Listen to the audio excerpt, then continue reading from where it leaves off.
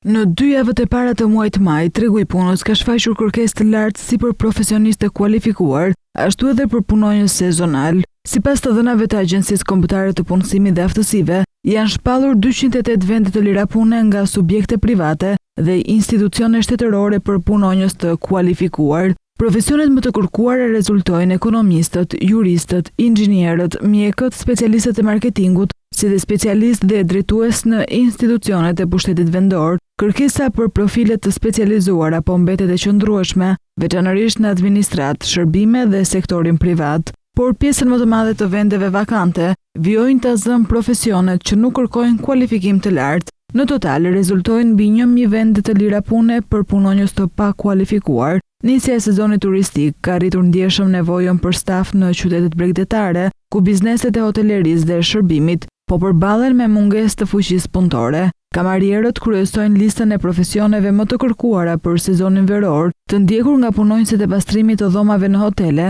kuzhinierët dhe ndihmës kuzhinierët. Ndërkohë, kërkesa mbetet e lartë edhe në sektorin e ndërtimit, ku kompanitë vijojnë të kërkojnë punëtor ndërtimi dhe teknik të terrenit. Të dhënat tregojnë se tregu i punës po hyn në periudhën e pikut sezonal, ku sektori turizmit dhe i ndërtimit mbeten motorët kryesor të kërkesës për punësim.